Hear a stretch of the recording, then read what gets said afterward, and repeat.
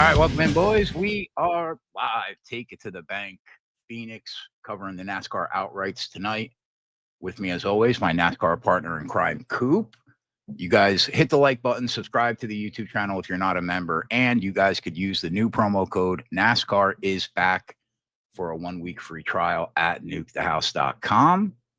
Cooper, what's going on, buddy? Not much, man. Just trying to fight a cold. Hopefully, I felt like it was coming this weekend. I tried to take some stuff this weekend to try to knock it out, but I don't think I succeeded. You definitely don't sound like you succeeded. I'll tell you that. No, man, you need to fix the screen for Yeg, man. Oh, there you all go. right. So, quick side note. Just, I learned. You know what I learned this weekend, Coop? This weekend? I should just stay off social media when we're done with the shows. Just all in all, stay away from it completely. Why? Because there's a lot of angry people out there. So, moral of the story is I've learned my lesson. Were you one of them? I wasn't angry. No. Oh, okay. I was actually in a great mood on Sunday night. We crushed. So, no, I was not in a bad mood.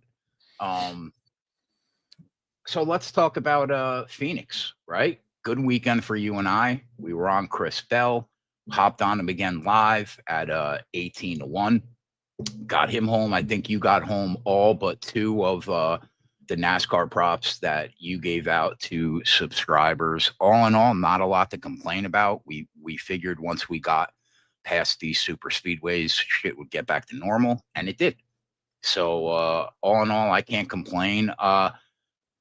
Surprises, overall thoughts. I'll give you one. Kyle Busch was way better than I thought he was going to be.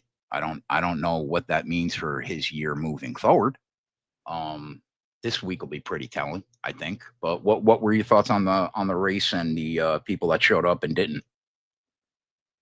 I mean, I thought it was the typical ho-hum road course race where you don't have much going on and you have 3, 4, 5 second leads and then 10-second leads on the guys in 8th and 9th and 10th. And then the last 25 miles, 10 laps was phenomenal though. Just the, cars that were up there going back and forth and how close they were to each other. By far, definitely the best road course race closing that I've seen that I can recall. There might be something better, but I don't think of it off the top of my head. It's hard to beat that one. But I thought it was really good there at the end. I thought, Spire Motorsports was very good in general, better than what I think people expected. Yep. I think Chase Briscoe was very good. Something we need to keep an eye on when we go to Sonoma. I think, we talked last week about, the Trackhouse chassis engine and who gets it and all this and all that. Nobody got it. Nobody got it, Coop. Nobody got it. Nope. Nobody got it. I think, like you said, Kyle Busch did better than anticipated. Yeah. Stayed up there. Obviously, disappointment from SVG. Disappointment from Trackhouse in general, I would say. But the expectations are higher, obviously, right, for them. What'd you think about Reddick? He's solid. It's kind of like his P&Q. Didn't really show much in practice, and then all of a sudden, he qualified on the pole. I didn't expect him to stay up front at the beginning, and he kind of faded. But then in stage 3, car came alive. Did a good job. I don't think it was, Tyler Reddick that we saw when he was, obviously really, really good, but still very, very solid performance from him. Yeah, I was really impressed with Chase Elliott. Obviously, he gets punted on the first turn, and you had said during that race, listen, if it's got to happen to you, it should happen to you on the first turn of the race. Yeah. And I mean, he fought his way back up to a really respectable top 5 finish. Man, I don't understand. If there was one more lap, 2 at most, or a green white checker, he wins that race. Yeah, I'll buy that. He had fresher rubber, so I mean, he was coming. He was coming fast too. Will Byron threw me off a little bit in qualifying because he had been on the pole those last 2 years, but sure enough, consistently came to the front. Same with Chris Bell. Yeah. Oh, yeah. Same with Chris Bell. Exactly. Same. Just sticking with Hendrick for a minute. Same with Alex Bowman. Didn't qualify as well as I thought he would, but just consistently drove his way towards the front. Kyle Larson, though, Coop, another road course where our guy is just not inside the top, however many in speed, probably the top 15. Yeah, if I had to guess. He's lacking momentum right now. Yeah. So, so who do you think had the most quality passes in that race? A quality pass is is a top 15 car that you pass. I would say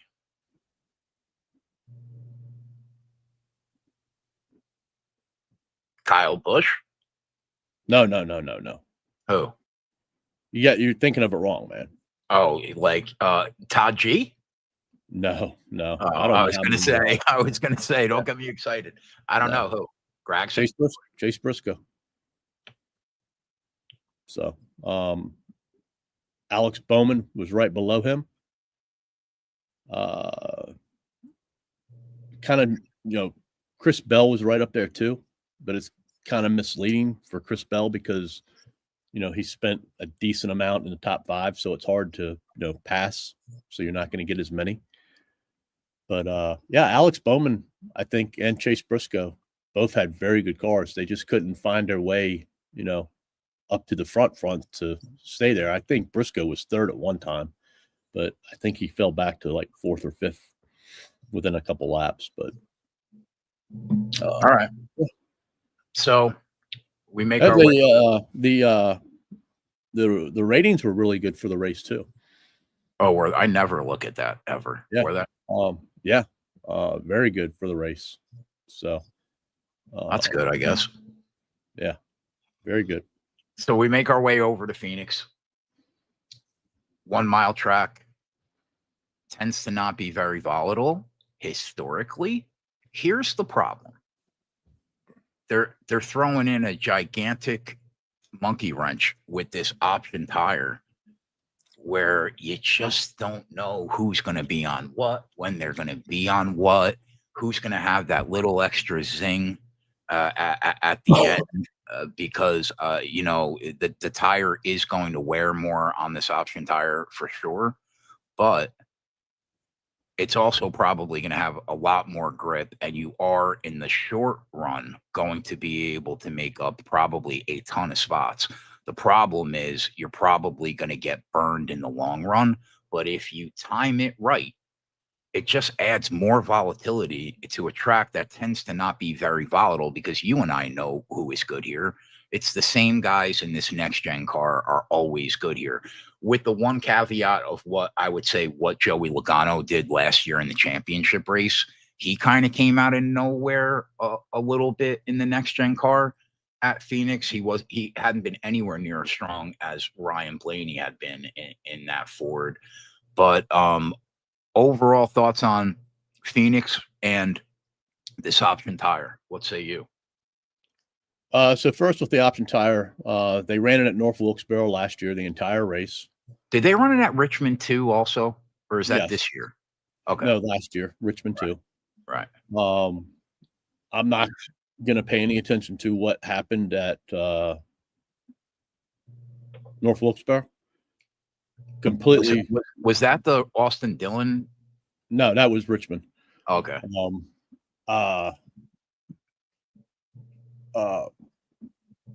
Because it was a new paved track. So I'm done with that. Okay. I don't know how much weight to put into it for Richmond, because Richmond's different than this track. But to your point and what we said last year, we saw Daniel Suarez take huge advantage of being on the option tire. And the advantage came because nobody else was on it other than, I think, Michael McDowell. So when there's a mixed bag, you're going to see a difference. But there was a point in that race where they all went on the option tire. Right. Nothing. It was just like a regular short track can't pass race. Right. So do you think timing it is everything, basically? Yeah. I mean, I think, they get 2 sets. I don't expect them to use it in stage 1. I do expect the teams to use both sets because, they've said that if it does well, they're going to use it in the championship race. Right. So I think they're going to want to know how their car performs in it. Agree. But, to your point, it throws a big monkey wrench into the whole thing because, do you see people get off when others don't? When's the right time to take them? When's not the right time to take them? Do you start stage 3 with one? Do you leave it and hope? Did you, wait in stage 3 and hope there's a caution with 50 laps left and the majority of the field's already used it because there was a caution with 75 laps left? Right. It's just a lot of, unknowns, so to say, right. What can happen. And, it's going to make the race different. Yeah, and that's what adds this big giant layer of volatility into a race that shouldn't be really volatile at all. Right. So, question for you is, when you look at Phoenix, do you weigh the spring race and the fall race different from each other? I don't know yet. Where are you at? I put more weight on the spring race. Because why? The last race of the year, like, it's a championship race. You really don't want to get too involved, with the championship competitors. It's the last race. You're just fucking ready to go home, be done. Yeah, that's fair. You're not pushing it like you are in the spring, wanting to get every point, so on and so forth. Right. So I'm not saying that there is, but I'm sure there is some drivers that lay back in the fall. Whereas in the spring, I think they're all ready to go. Would you say that Ryan Blaney and Chris Bell deserve to be your odds-on favorites in this race? Yeah, I mean, you can't take anything away from either one of them when you look at the statistics. And so stacking up, like, if you were going to rank manufacturers this week, would you put Toyota up on top, or would you put Ford up on top, or would you put Chevy up on top? I think this is one of the races where they're pretty close to each other. I would probably rank it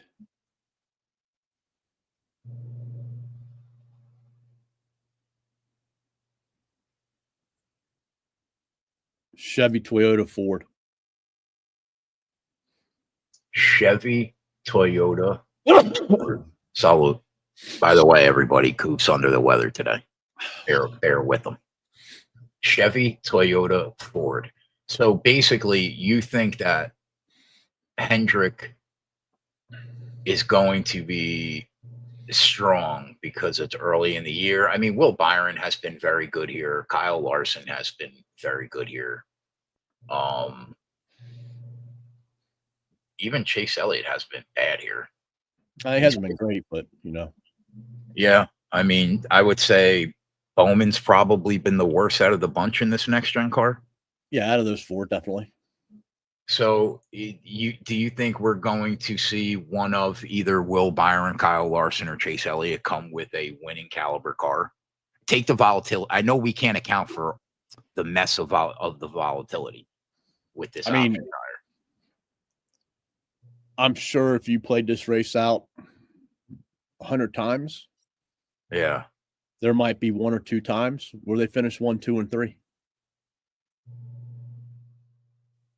I don't really disagree with you. I think of the people that could win this race, if we're not going to account for who's going to be coming late and why, I would agree with you that it's really close between a couple Toyotas, couple Fords, and a couple Chevys. So I can't really disagree with that. I just think it's one of the closer races that we'll see where the manufacturers are pretty close to each other. Ford hasn't been as good in the spring, obviously, as what Penske has in the fall. Right. So, we'll see. So, in terms of betting theory, because I was talking to Ryan today from Win the Race, I just sent him an invite if him or Greg wanted to come shoot the shit with us tonight. And he, bet a couple favorites and took some long shots, right? But I don't know, man. Like, because of the unknown and because we're probably going to be able to catch a price on people coming late in this race, I would think, if it looks like maybe they have the if it looks like they have a big tire advantage, right? Like, I'll tell you right now, if we didn't have this option tire, I would do what you and I always do. I would pick the 4 or 5 guys that I think probably head and shoulders above, try to get the prices on them if I can, and then hedge exposure on guys we think could potentially be live at better prices, right? That's been the blueprint for what you and I have done for 3.5 years, and nobody does it better like that than we do. But with this tire, it's making me want to go in light, like maybe 2 people, maybe. So you have room to maneuver live. Where are you at in terms of betting theory for the outright market? Because I'm still undecided. There's one driver I'm going to bet definitely. And then I'll probably end up with 2 or 3. But I'm in the same ballpark as what you are. I don't know if we're going to catch a number. Why do you think that people will change the prices immediately if they see somebody get these tires late or something like that? No, I mean, I just think it's going to be hard, because there's going to be multiple cars on these tires. It's like I said, the first time at Richmond, only 2 drivers took them. They took a chance and did it. But then after that, they were basically on the whole race. I mean, not the whole race, but all the same time. Right. So, I think it's going to be hard, to be able to be, find 1, 2, or 3 cars that have them at the end of the race and others don't, unless it's like a scenario where you just wait and take a chance and hope. Right. And then at that time, the books might be confused and they say, we're done. So, yeah. I mean, you can catch a price, take that shot, but, I don't know. I don't know if I feel very comfortable with it because, there's things that could happen and change. And just because you're going to get there doesn't mean you're going to be able to stay there once you take off those tires. But, I can't blame people for wanting to take a shot. Yeah. Yeah, it's a tough one, man. It's really tough to call because But you don't even know who's going to have tires available at the end of the race. It's hard. You're not right. You're not wrong. All right. So the other thing to remember with this race too is they changed pit road. Stall number 1 used to be a huge advantage, right. and they changed it last year, so not as much. Did you go back? I mean, I would have to go back to look to see how many times that the guy with the number 1 pit stall came out. Yeah, but I would imagine a lot. Yeah. All right. So looking at the odds board, Chris Bell, Ryan Blaney, your odds on favorite. I'm just looking at FanDuel. Chris Bell 5-1, Ryan Blaney 550. To me, I think that Chris Bell should probably be the true, and he is your true odds on favorite, only because I think, it's a fair point you brought up. Ford didn't win a race last year until I think 13 races in. They just tend to be a strong second half of the year team. Cold weather is just good for these cars once you start getting into October, September. But they were pretty strong, I guess, during the summer. I don't know. I don't think you're wrong. Like, I kind of think that there's a better chance that Will Byron or Kyle Larson prove out to be the best or second best car in this race, rather than what we've seen happen early in this race. Like, I think Ryan Blaney finished 6th at the first 5th. Where did Ryan Blaney finish? He's finished in the top 5 every race here in this car.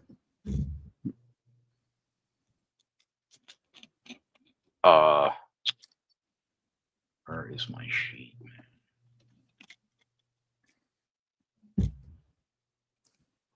All right, so yeah, he finished 2nd in the fall race.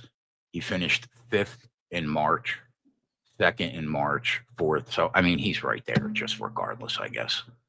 So, I mean, I guess maybe Joey Logano could be a wild card in terms of like early in the year, late in the year, because we really haven't seen him crush in this next gen car at Phoenix other than that race. I don't know. I think it's very hard for me to not be on these guys, these 2 guys. I do think you have to worry about Larson and Byron, maybe even a Ross Chastain. There are definitely other people and contenders that could win this race. But God, it's really hard not to have a Chris Bell and Ryan Blaney ticket in your pocket, don't you think? Chris Bell, yes. I'm not going to be on Ryan Blaney. Why? This isn't the same race as what it's been the last 6 because of this tire. And when you look at a weakness for Ryan Blaney, tire wear. It's tire wear. All right. And there's going to be 2 runs during this race when they have it. Now, he was still top 3 in speed here in the fall. Yeah, they didn't run this tire in the fall. So, did you look to see what he did at Richmond too, as opposed to that first?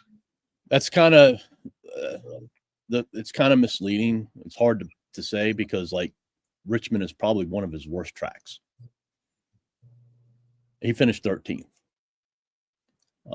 at Richmond too.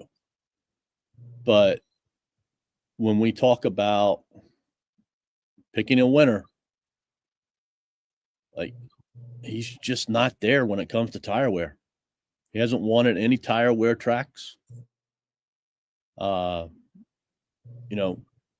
best thing for him is to be up there in the top 5 and hope that, a bunch of people are all on the same option tire with him. And he just, holds kind of steady until he gets off of them. So do you think it's a net positive for Logano because he's one of the best when it comes to tire wear? I don't know if he's one of the best, but he's very solid. I mean, I they're think he's, some of the best guys barely are here anymore, though, right? I think it's a positive over Ryan Blaney. Yeah. Marty's gone. Denny might as well be gone. So, yeah, I just can't, I'm not saying Ryan Blaney's going to finish in 18th place. He could very well, still end up in the top 10. I just think I find it hard to believe that, there's going to be two segments of this race where, he's not running on tires that's going to be to his advantage. So does that make you like Kyle Larson more than you normally would? Yeah, I mean, I don't mind Kyle Larson at all. But yeah, I like him. But yeah, I think Chris Bell has shown that he can manage tires and do the best with them. What do you think about Tyler Reddick as a tire wear guy last couple of years? Yeah, I mean, it could be an advantage for Tyler Reddick. I think, best finish here is third, 2 top 5s. But I think it'll keep him up there or help him. Definitely. Yeah, I just think it's a big, like we talk about tire wear with Ty Gibbs a lot. I think Ryan Blaney's better than Ty Gibbs when it comes to managing tires, but it's kind of in that bracket with me. He just hasn't been able to show me that he can manage tires. Yeah, I mean, I can't really disagree with that.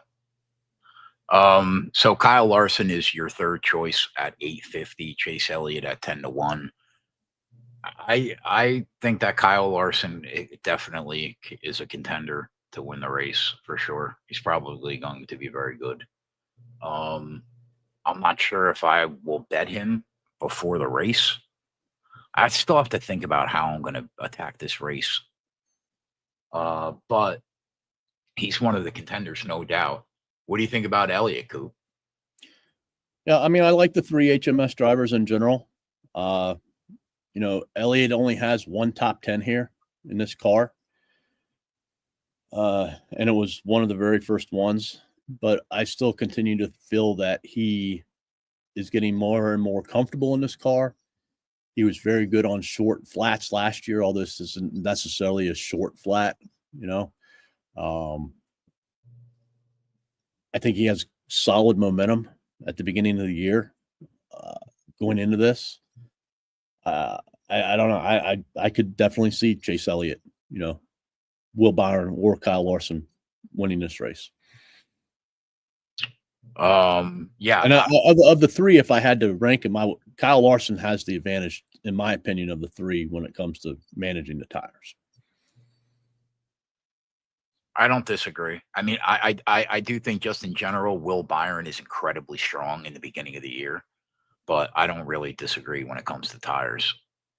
After Will Byron, Denny Hamlin, historically a great tire wear guy. If this ends up being coming into play and being extremely important this weekend, I have to look at his actual results though. What he's done here. Yeah, it's two top 10s, no top 5s here. 2 top 10s, no top 5s. Yeah, I finished 11th in both races last year here. Yeah, 8th is his best finish here in the new car. But you know what? I mean, if it's definitely a net positive for Denny. Yeah, I think this is a big race for Denny. Because obviously the road course, not his forte. Wasn't expecting much out of him last week. Right. The 2 super speedways, Toyota's not like what they were when he was winning at Daytona. So could have even won. Sure, any of the drivers could have won those, 2 races, but this is where it really starts, and it's going to tell me what's up with Denny this year. Yeah, I don't disagree. And I think he could be sneaky this weekend.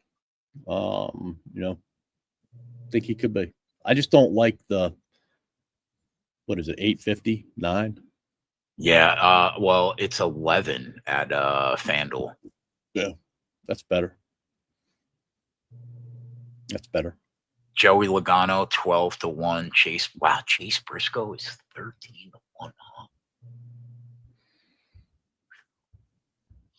13-1. Joey could show up. I mean, it's not great that it's the beginning of the year and not the end. But Yeah, I mean, Joey could definitely show up. Joey could easily fucking show up and be a monster. Yeah, no doubt. I mean, I think you have to consider him.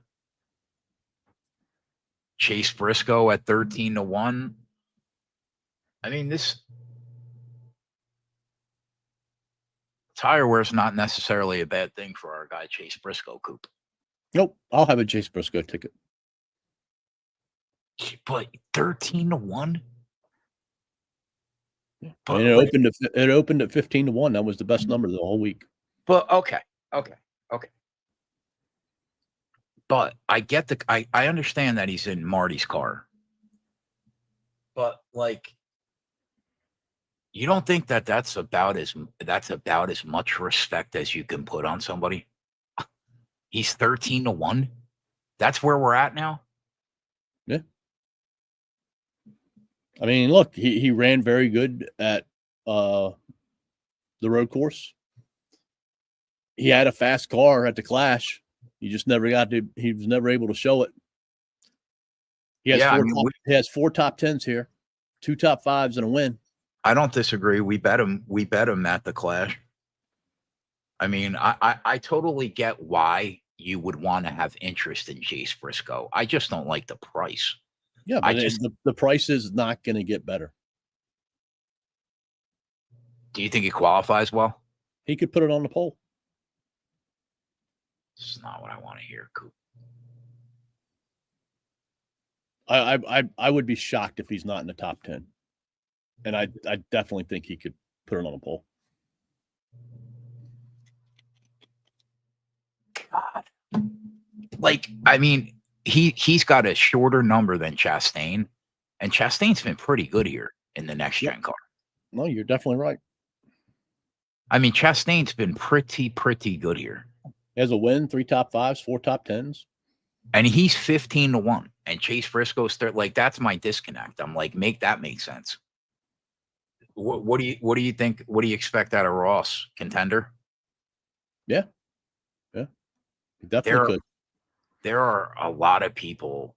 Do you think that somebody just like, because there were a couple times last year on a short track that you and I watched a Chris Bell or a Ryan Blaney put the fucking field to bed, or a Kyle Larson put the field to bed. Like we basically just sat there like this and waited to cash a ticket for 3 hours, right?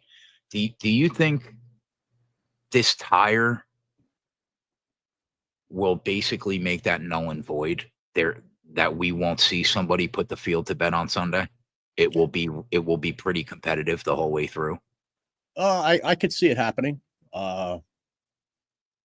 If everybody stays on the same sets of tires. Right. Like if they all change. Right. Yep. So definitely could see it happening. And Ross is good at managing tires. He's good at absolutely tire wear tracks. Absolutely. I mean, you and I have just named 1, 2, 3, 4, 5, 6, 7, 8, 9, 10 people. And we've said that they could pretty much all win the race. I don't think Ryan Blaney wins this race. You can take him off my list. Okay. But can we at least be realistic about the fact that the guy basically finishes second every time he runs the track? Right? I mean, in the past, yes, definitely. No doubt. Yeah. It's kind of like you have to. And if they were having straight tires, I would be on them. But they're not. Okay, so for you, everybody but Ryan Blaney that we just mentioned, that's a lot of people. Yeah, but I mean, like I think if like true people who can win, Chris Bell, Larson, Byron. No. No, he can't win. I mean, he can win, but like Coop, it's I've March seen him. 4th, I've seen my him. guy. I've seen him fall back on tire wear tracks too. Ross, Briscoe. What about Denny and Logano? I put Denny in front of Logano. But yeah, Denny would be at the end of that list. Reddick. Yeah, definitely. Yeah. Reddick is 15-1. See, this is what I mean, dude. I can't square Tyler Reddick and Ross Chastain being 15-1 and Briscoe being 13-1 or even 15-1 at open. Like, I just think that is incredible respect. That's all I'm saying. Yeah. Like, I'm thinking he should be 20-1, maybe, not 13-1. When Adam and I were talking, I told him if he opened up at 20-1, I bet him straight. Great minds, but never came. Yeah, that's exactly where I'm with you. And I did not talk to Adam, but that's where I'm with you. Chris Buescher, 22-1. Can I tell you something else about Chase Briscoe? You could tell me whatever you'd like. So in this car at Darlington, yeah, 1 win, 2 5s. Yeah, I mean we know he's super strong on tire wear tracks. Right. There's another guy that we haven't spoke about yet that's also very strong on tire wear tracks that I'd be interested to know what you think when we get there. Yeah, I'm with you with Briscoe. I'm not with you. I just don't like the price, which is annoying. Chris Buescher, 22-1. He's been speed-wise at least respectable in this car in 2024 at this track, I think. I'm gonna pull up his average. He finished second here last year, I think, or third. Yeah, actually, he's finished in the top 9 the last 3 races here. So yeah, he's been strong, but they're making you pay for it. He's 22-1.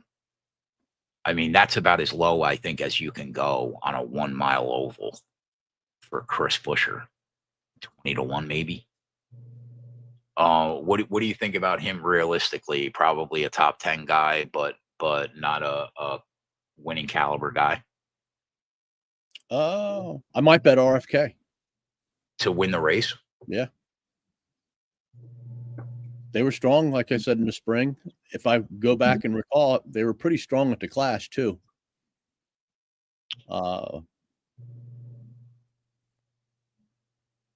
Chris Buescher, I mean, if you want to put 22-1 on him, I wouldn't have a problem with that, to be honest with you. I could definitely see him, I get, but like you probably couldn't make him much lower than that, right? No. Yeah. That's kind of where I'm at. I kind of feel like he's at the ceiling for where you could price him in this race, unless he goes out there and qualifies incredibly well. Ty Gibbs, 28-1 pass, obviously pass for you. Kyle Busch, 28-1. I'm intrigued to see what happens now on Sunday with the way he looked last weekend. I would have to see it though before I could bet it. Where are you at? I mean, it's kind of just like the opposite of what we were talking about with Denny. Like, this race is going to tell you what Kyle's about, because unlike Denny, who didn't have favorable tracks, Kyle had favorable tracks. Yes, he shocked us because of his performance this past weekend, but he was pretty solid, the prior year from a finish perspective on road courses. And he's always been a strong road course guy. So, like, this is going to tell, the story with Kyle, too. It's really, first race of the season for him. Yeah. Yep. But, I think like, for me, Denny Hamlin stock up, Kyle Busch stock down. going into this race. Okay. I think Denny's going to do better than Kyle. Next up, Josh Berry 32-1, and then Brad Keselowski 37-1. Now, Keselowski was the guy that I actually wanted to talk to you about because he is one of the best tire wear guys in this sport, for sure. And hasn't been bad here.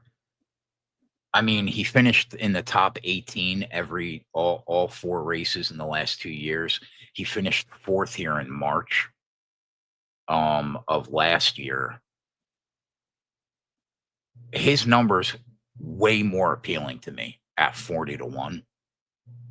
But like, I guess Josh Berry historically is a pretty good road course guy, isn't he? Oh, tire wear. I mean, tire wear. I'm sorry, tire wear. Yeah. Now, granted, he's the guy that's in that Wood 21 now, right? Correct. Now, so he's definitely in a different car than he's been in. But like, what do you think tire wear really has to come into play and be a thing for him to even be remotely in this race? I mean, he's not a bad short track guy either. Unless Penske says, hey, here's our setup that we use in the fall, use it for us in the spring. Tire wear would have to be extremely in play. Kind of wrong. Like that's like would you rather bet Chase Briscoe at 13-1 or Barry at 32? I'd rather bet Chase Briscoe at 13. Right. Like, I think that should be like 50-55. Could Kez realistically win this race? I think some things would have to happen in order for him to win the race. So, but he could. I have to go back and watch that. Race. Like I wouldn't bet him individually. No. What was the number on? Oh, actually, it's not out yet. What do you think the number will be on RFK to win? Oh, it's like 11 or 12 or 13 or 14. It's out. Oh, where at Caesars? Yeah. I looked at it. I can't remember. It's somewhere between 11 and 14. Didn't finish in the top. That race where he finished 4th, he didn't finish in the top 10 in stage 1. Finished 9th in stage 2. I'd have to go back. I don't know if there was any fuckery in that race. I'd have to go back and watch that race to see why he finished 4th in that race. Milo says they're 14. 14? Yeah, I mean, that's fair. That's fair. After Brad Keselowski, is there anybody that you think is worth talking about in the outright market that could win this race? Carson Hocevar. Okay. So let me tell you where I'm at on Carson Hocevar. Okay. Because I don't know if he could win this race, but when I looked at the top 5 and top 10 number, and I was like, you're going to give me almost 20-1 for this kid to maybe top 5 this race. I don't fucking hate it. And when I looked at the top 10 market, I forget what he was. Hold on. Let me check. Is it not out yet? It might not be out yet. Oh, yeah, it is. Plus 330 to top 10. Yeah. I had a thought the other day, and I was like, I think we should just bet Carson Hocevar top 10 every race. While we can. I mean, like I thought back to Will Byron, and I'm not saying he's going to turn into a Will Byron, because They're He's two spe- he's different cars and everything. but he's undeniably special. And Right. Spire has undeniably looked pretty good to start the year. Right. But again, all right, 2 super speedways, a road course, which can be, somewhat deceiving. But they showed speed at that road course, which was impressive to me. You think this week tells the tale for him too? Definitely. It's going to tell the tale for a lot of teams. Like, I told Meyer the other night, I said, look, first 4 races of the year, HMS, JGR. They could put the hammer on everybody this year. Because typically, when they continue to run the same car year after year after year after year, Cream always rises 100%. The cream continues to rise. 100%. Continues to rise. 100%. Yep. I definitely agree. It's going to get harder for other teams to win the longer we have this Gen 7 car. No, I have no doubt.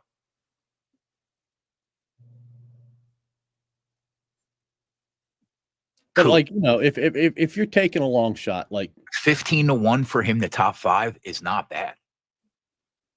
Might be able to get 20. You might be able to get 40 with the way you and I bet. I'm not taking a top 5, no.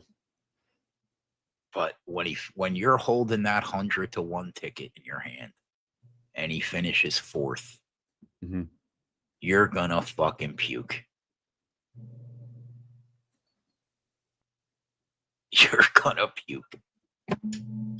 I don't know. I have to think about it, but I saw that price and I was like, wow, really? That's not bad.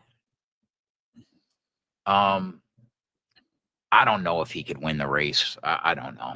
I don't know. What do you think about Cole Custer? Yeah. I saw that Ryan told me he bet him, and that kind of perked my ears up a little bit. Why? Because he had one good finish here or something? I'm not sure why. I didn't even ask him, but I just saw that he told me that he bet him. Yeah. I don't really see anybody else in the outright market, though, that's got a fucking prayer. Like, Noah Gragson would be the other one I'd watch down there.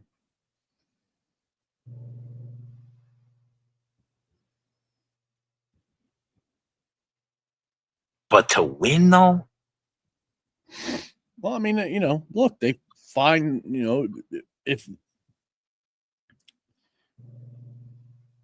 if Carson Hocevar wins this race, you don't think that there's Noah Gragson's same path would be the same way. But you don't think that, see, this is why I'm getting hung up on these 20-1 numbers for people to sneak into the top 5. You don't think that there's a much more realistic shot that he hits the top? Of course, you're going to say yes. That's why he's 20-1 and not 130-1. But like, I don't know. I kind of feel like half the fucking track might have to blow up for one of these guys that are over 100-1 to win, when there are so many guys that are strong here. But it's going to be volatile. But like you said, that's another thing. It could not be volatile. If they all go down at the same time and put the same tires on, you might have an outlier or two that is trying to hit that $1 million lottery ticket and saving something for a very, very late caution. But like, they could also all do the same shit, and this race isn't volatile at all. It can't be you can't like be a late caution. Like, it's gonna take you some laps to get to the front. Yeah, but I mean, you couldn't do it in 35. Oh, definitely. I think you probably do it. I think you need 20 at minimum. Yeah. I don't mean like an overtime situation. I just mean like something late where people have to make a decision, basically. If I recall correctly, I don't know where Suarez was, but he flipped and flew through the field. I remember. He flew through it. It was crazy.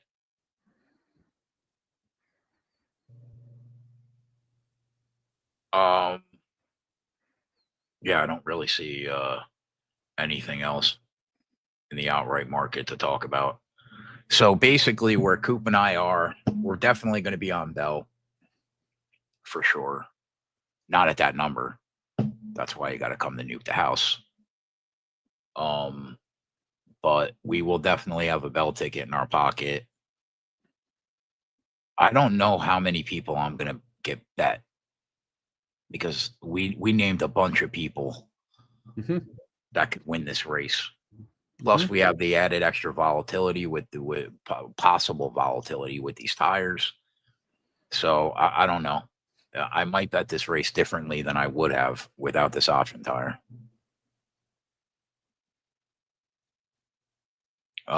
Anybody else for sure that I know you're going to be on Chase Briscoe. I'll probably be on him. Maybe, I don't know. Not at that number though, but maybe. I don't know. I got to think about it still. It's only Tuesday, boys. Unfortunately, we're doing the show early in the week.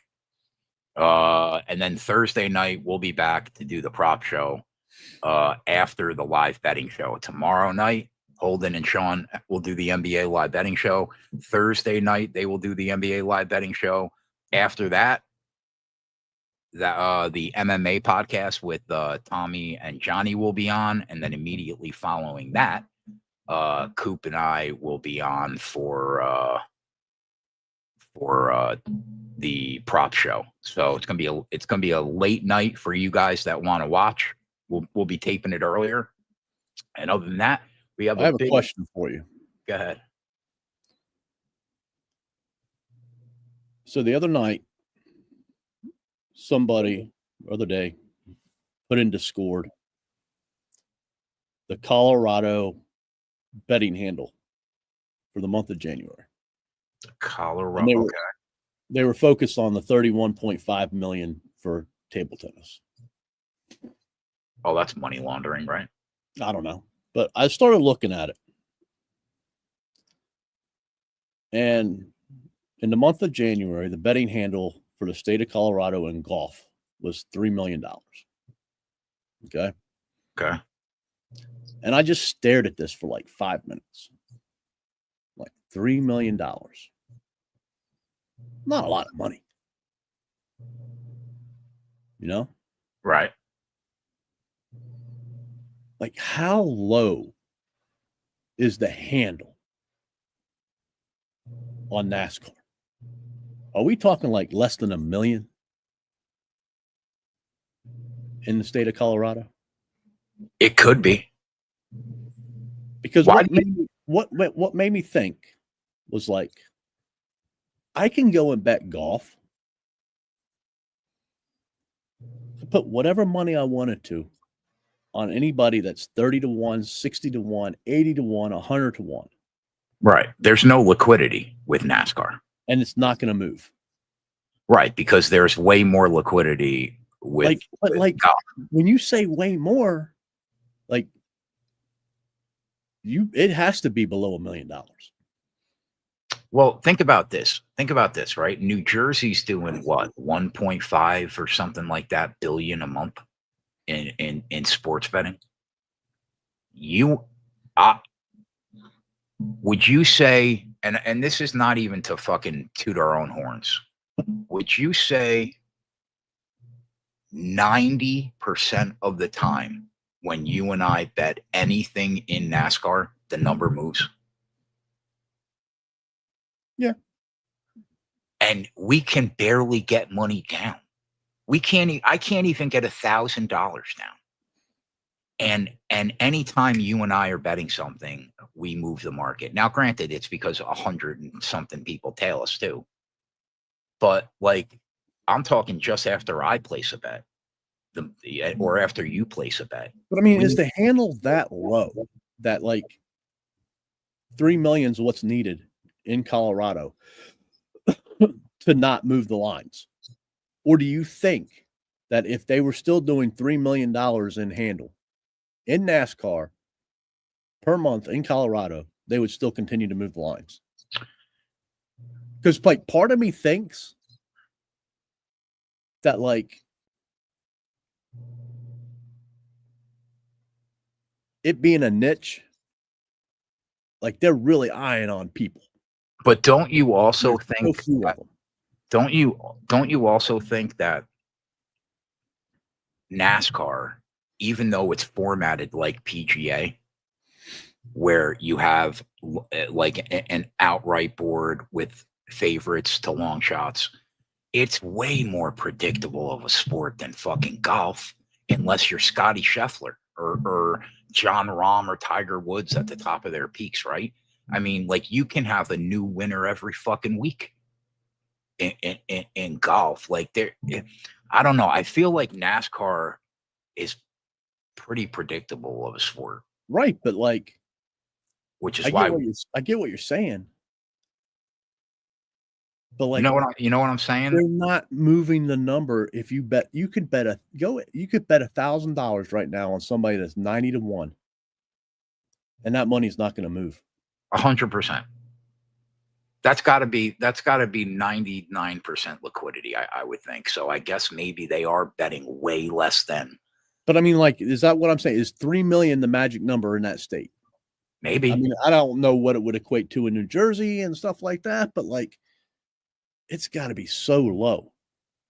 It could be low. Like Dale said, no one watches NASCAR in Colorado, Coop. I guess nobody bets it either.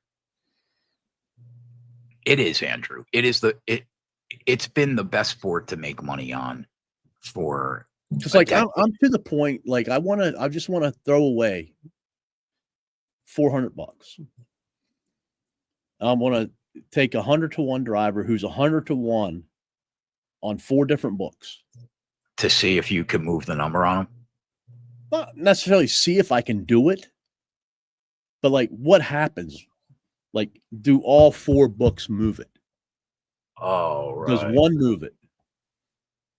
Does it take 2 seconds for one to move it? Does it take 2 hours for the other one to move it? I think it's all dependent book by book, because there are certain books that will move their odds board based off another sports book and what happens there. And there are certain books that won't. I think it probably all depends. Because like, you don't have to put hardly anything down on freaking Caesars and it moves in NASCAR. It's ridiculous. But Yeah, like to me, it's almost like they have something against like NASCAR. You know what they have against NASCAR? The predictability and the numbers that we can get. That's what we are killing them. Think about what you and I have done to this sport the last 4 years. I mean, that's what it is. Eventually, you just don't want to get beat anymore. And that's why we just continue to get squeezed and squeezed until we're fucking not going to be able to bet this sport anymore. Now, I think that you and I have done an incredible job of adapting in any possible way we can. Every year, we always find some kind of new wrinkle, some way to approach betting the sport that we didn't do the year before. But it's getting harder. Yeah, for sure. I hate it. I hate the freaking parlays. I mean, it's ridiculous. Yeah, it sucks. You didn't have to do this when you wanted to bet the outright market 5 years ago. I mean, you were literally stealing money from people. Right. Well, I mean, it was fun when, you would wait till on Monday night to see what the opening odds were, and you had an idea. Yeah. You were targeting and what the number was, and if you could get a better number, right, you just wanted that number. But now, like, it's few and far in between. Like, there might be 1 or 2 races a year where you find somebody, who has the number that you want to bet. Like this week, I won a 20 on Briscoe. Didn't even come close. 15 was the best I saw. Right. And the thing is, like it was 15 at Caesars, and then it went down to 12. Then it went down to 10. All right. And then the other books open. And they're like, 12, 13, 14. Right. So like it just killed it right away. Of the other books having a shot at posting 20. What else I really didn't think of is you and I had a big advantage in 2022, this new car. I think that you and I were able to adapt and find out who really had it well before the sports books knew. And now it's starting to become easier for them. They're in the same car. We're probably going to be in this car, I would assume, for a little while. It's going to make it more predictable for them to know who to expect that is going to be good week to week. We don't have that advantage anymore. You know? Yeah. I don't know. It's like I said, I mean, you know, HMS and JGR. And to be quite honest with you, like Chris Bell's been good the last 2 years. He had a good car. He's just had a lot of bad breaks on pit road. Like, would I be surprised if he wins 10 races this year? No. I think he's the second best driver in the sport, Cooper. I do. All right, boys. We're out of here. We will be back on Thursday night after the NBA live show to go through all the props. We'll probably have a better idea of where we will be. I got to cap this MMA card to figure out what I'm going to do. Coop will probably be capping the golf tournament, and we will let you guys know. Don't forget, hit the like button, subscribe to the YouTube channel, use the code NASCAR. I don't like anybody better than Bell. I don't like anybody better than Bell for Sunday. I agree. Who do you like better than Bell? No. Oh yeah, no, nobody. That's why he's the favorite. They don't get it right every week, but they got it right this week. Sorry, he's asking you. Most of the time, Coop and I share a brain when it comes to this sport. Kyle Larson's the best driver in the sport. We're just talking about this week. 30 reg. Use the promo code NASCAR is back. Get yourself a 1 week free trial at nukethehouse.com. You guys can go look at what we did in 2024. Look what we've done this year. Then you can decide for yourself whether we're worth tailing or not. With that, we're out of here. We'll see you guys back here Thursday. Later.